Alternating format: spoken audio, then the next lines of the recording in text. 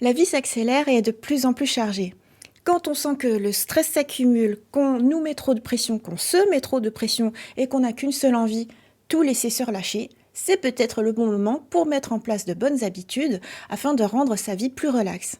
Et à force de mettre en pratique ces bonnes habitudes, notre vie deviendra réellement plus douce.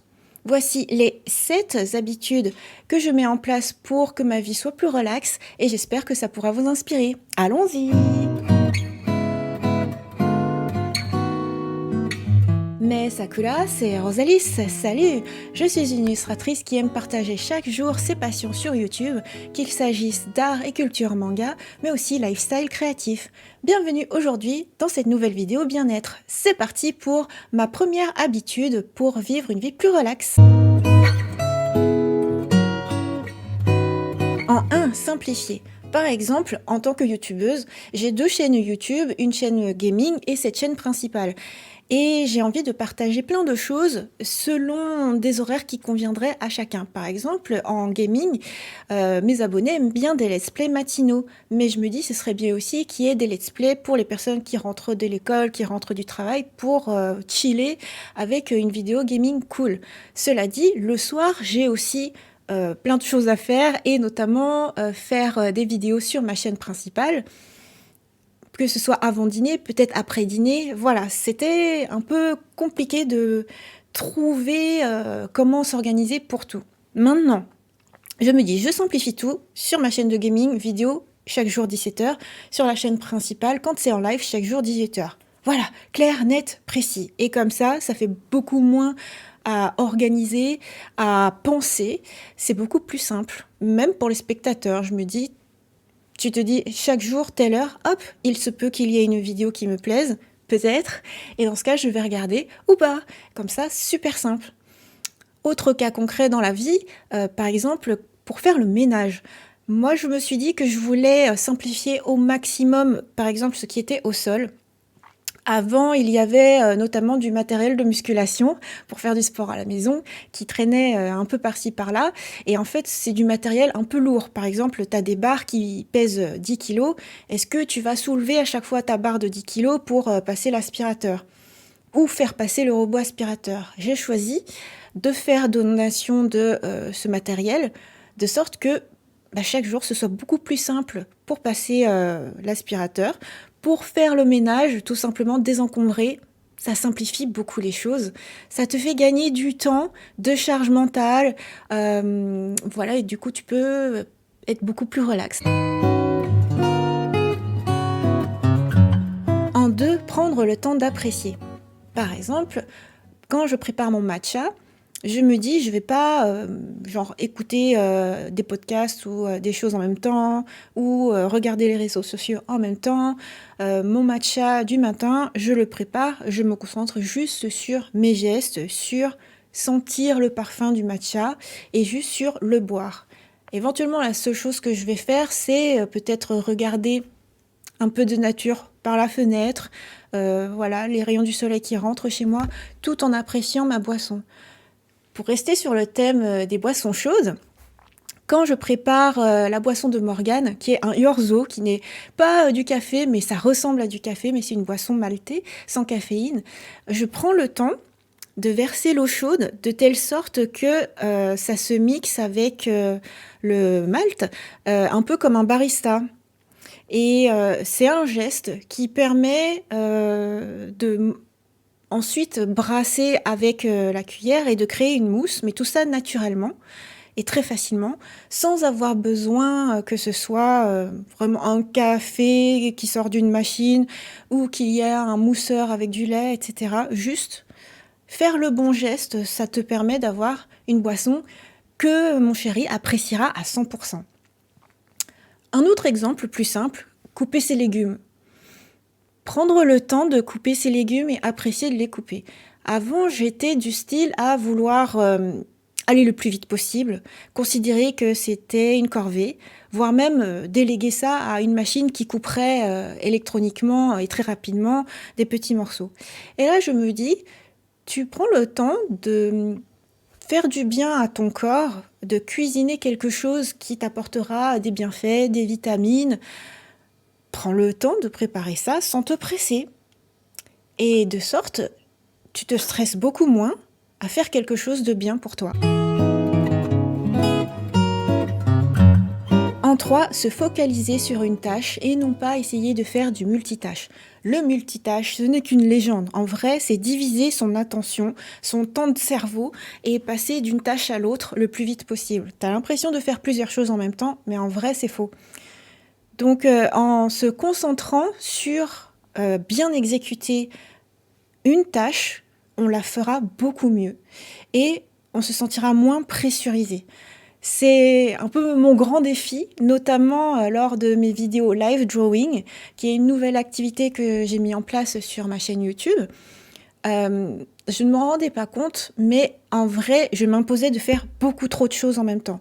Je m'imposais de gérer la bonne diffusion du live, de parler un maximum, lire le live chat pour interagir le plus possible avec les spectateurs tout le temps, dessiner évidemment, imaginer ce que je veux dessiner et essayer d'appliquer les techniques les plus appropriées. En fait, tout ça en même temps, c'est beaucoup trop. Alors que si je me concentrais d'abord sur bien exécuter mon dessin, ça me permettrait ensuite d'en être satisfaite. Si je m'applique à avoir des temps de parole, des temps d'interaction avec le live chat, à ce moment-là, je n'aurai pas la frustration de dire « Désolée, je suis obligée de dessiner en même temps, donc je jette un coup d'œil très rapide au live chat, je ne peux pas lire quand le texte est trop long. » Donc ça, c'est mon grand défi, c'est ce que je veux vraiment bien mettre en place. En vrai, ça peut s'appliquer pour tout dans la vie, que vous soyez dans une activité créative, artistique, mais aussi au travail, ou même pour étudier. On a tendance à se dire, je peux faire plein de choses en même temps. Concentre-toi d'abord sur ce que tu veux réussir. En vrai, ne serait-ce que par exemple le live drawing, tu vois, j'ai une activité motrice avec le fait de bouger mes doigts, bouger le crayon. Il faut que j'observe aussi, il faut que je fasse appel à une zone créative de mon cerveau. Et puis le fait de lire et de parler pour interagir avec le live chat, toute la zone de langage, ça fait beaucoup trop. Et donc quelque chose qui devait être apaisant, qui devait m'apporter beaucoup de joie, c'est-à-dire le dessin, une activité que j'adore, ça devenait quelque chose de hautement stressant. C'est quand même un comble. Tu vois, normalement, tu prends un papier, un crayon, tu vas te détendre. Si tu essayes de faire trop de choses en même temps, c'est là que ça devient un moment pression au lieu d'un moment plaisir. Donc, se focaliser, rester focus. En 4, s'autoriser à être en pause productive. C'est un peu corrélé. Quand tu t'es mis trop la pression ou quand on t'a mis trop la pression pour ce qui est de créer des choses, travailler sur quelque chose ou par exemple faire des live drawing en quantité chaque jour avec la pressurisation, c'est peut-être le moment de se dire tu peux faire une pause, faire un break, prendre soin de toi, faire quelque chose qui te ressource et t'autoriser à te dire pendant ce temps-là, je ne vais pas produire quelque chose, je ne vais pas produire un dessin, je ne vais pas produire une vidéo. C'est pareil pour tout ce qui est études, travail, etc. On n'a pas besoin d'être à 100% du temps productif. C'est pas pour autant qu'on est inutile à la société. Mais il y a des moments où il faut accepter de se mettre en pause. Ça peut être une demi-heure, une heure ou même une journée entière. Si tu as besoin de ça pour mieux repartir après, dis-toi que c'est OK.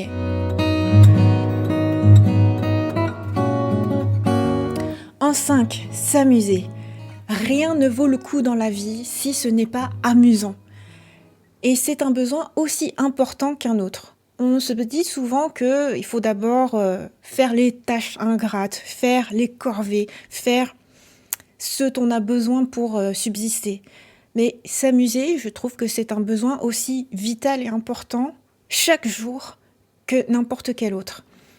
C'est bon pour le moral, ça te rend joyeux Et comme tu es joyeux, peut-être que tu voudras aussi partager ta joie. Ça rendra aussi d'autres personnes joyeuses. Bref, c'est un cercle vertueux.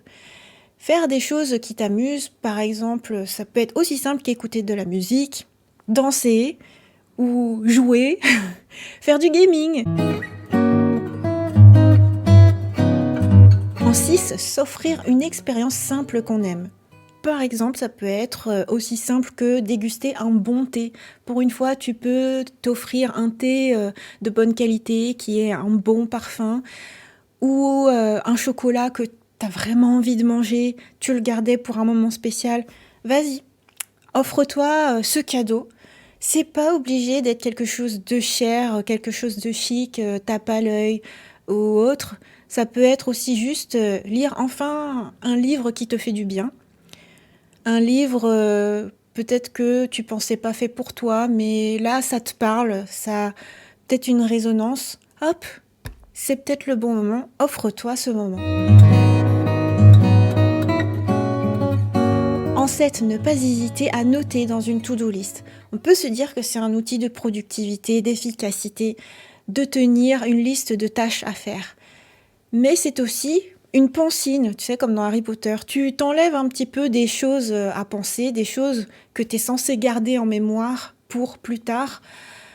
Du coup, en le notant quelque part, que ce soit sur un carnet, un post-it ou sur son téléphone, ça te permet de moins avoir de choses à garder et d'être libéré de cette charge-là.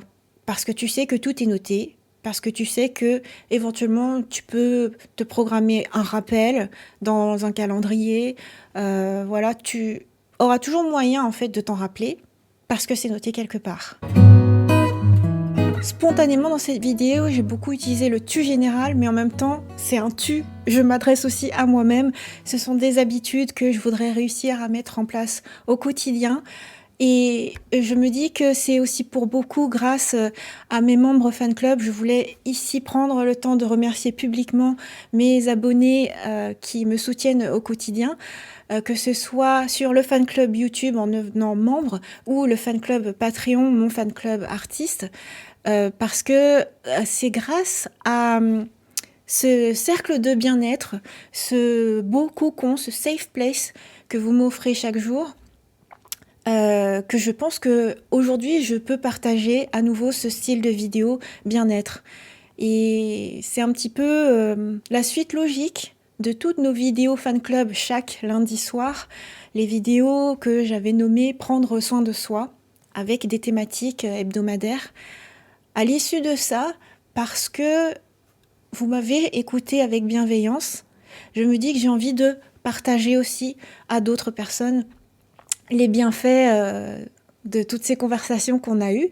Et j'aimerais créer une série de vidéos bien-être comme ça, qu'on ait un rendez-vous ensemble pour partager des bonnes vibes, faire en sorte d'avoir une vie plus feel good, pouvoir avoir plus une vie avec du slow dedans. Et voilà, j'espère que du coup ça pourra vous inspirer. Moi, ça me permettra aussi d'avancer. Et voilà, j'espère que vous avez passé un bon moment avec moi. Mes Sakura, j'espère que cette vidéo vous a plu. On se donne rendez-vous dès demain pour de nouvelles vidéos. Bye bye!